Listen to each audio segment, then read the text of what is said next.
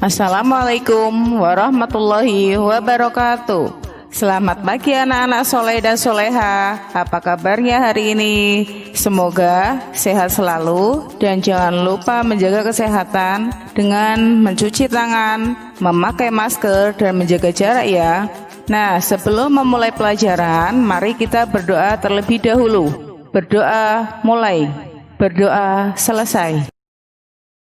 Anak-anak, pada hari ini kita akan belajar materi kelas 4, tema 3, peduli terhadap makhluk hidup, dan kita akan memasuki subtema 1, yaitu hewan dan tumbuhan di lingkungan rumahku.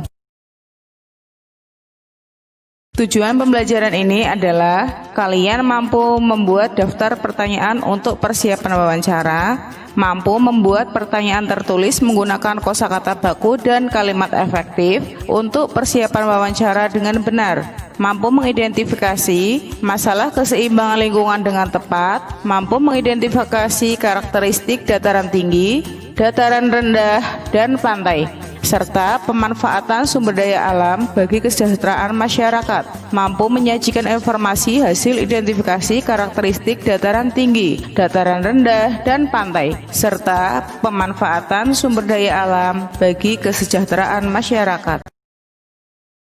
Anak-anak, sebagian besar masyarakat Indonesia mengkonsumsi nasi sebagai makanan pokok. Coba anak-anak, apakah kalian tahu bahwa nasi itu berasal dari apa? Ya, nasi berasal dari tanaman padi. Nah, selain padi yang dijadikan nasi untuk dikonsumsi, ternyata sebagian besar masyarakat Indonesia juga ada yang mengkonsumsi sagu sebagai makanan pokok. Apakah kalian tahu masyarakat mana yang mengkonsumsi sagu? Ya, betul sekali. Masyarakat Papua lah yang menggunakan sagu sebagai makanan pokok mereka. Anak-anak, perlu kita ketahui bahwa Indonesia memiliki beragam tumbuhan yang dapat dimanfaatkan sebagai makanan pokok. Beras atau yang berasal dari padi, sagu, dan singkong adalah beberapa di antaranya. Padi adalah tanaman yang bijinya dikonsumsi sebagian besar rakyat Indonesia. Padi memiliki biji tunggal atau yang disebut juga dengan monokotil. Selain padi, tanaman apa saja yang memiliki biji tunggal? Ya, betul sekali. Tanaman jagung, kelapa, melinjo, dan salak adalah contoh tumbuhan monokotil atau berbiji tunggal. Padi yang memiliki nama latin Oryza sativa L selain memiliki biji tunggal, merupakan tumbuhan yang memiliki akar serabut. Padi berperan sebagai sumber utama karbohidrat bagi sebagian besar masyarakat Indonesia dan juga beberapa negara di Asia seperti Vietnam, Bangladesh, Cina, dan India.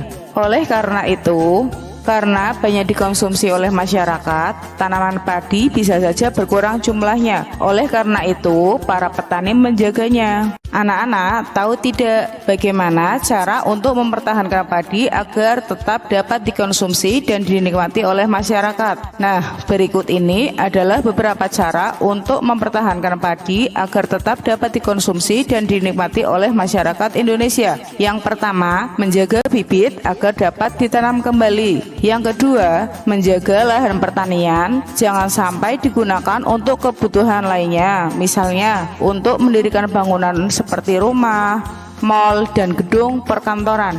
Yang ketiga, menjaga kebersihan lingkungan sekitar karena sampah bisa menyebabkan banjir dan tanaman padi tidak akan tumbuh jika lahannya banjir. Yang keempat, saluran air dijaga agar tetap mengalir. Jika kekurangan air, maka tanaman padi akan layu kemudian mati. Dan yang terakhir, penggunaan beras yang tidak berlebihan karena meningkatnya jumlah penduduk akan meningkatkan kebutuhan yang besar terhadap padi. Maka penggunaan beras harus disesuaikan dengan kebutuhan.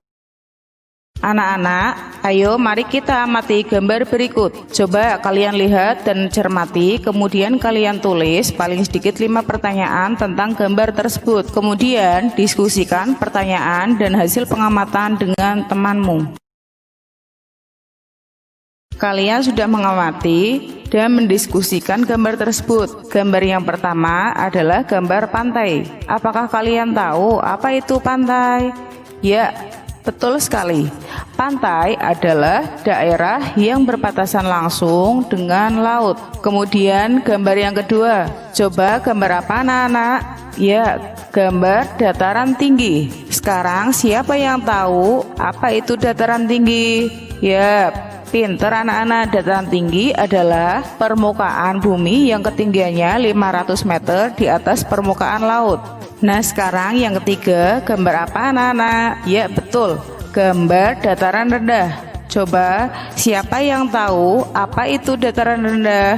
Pinter sekali. Dataran rendah adalah permukaan bumi yang datar dengan ketinggian kurang dari 200 meter dari atas permukaan laut. Anak-anak, pembelajaran kita pada hari ini sudah selesai. Jangan lupa kita harus selalu bersyukur, hormati dan patuhi ayah ibu kalian ya. Ucapkan terima kasih karena telah mendampingi kalian dalam belajar dari rumah. Terima kasih anak-anak. Sampai jumpa pada pembelajaran berikutnya ya. Wassalamualaikum warahmatullahi wabarakatuh.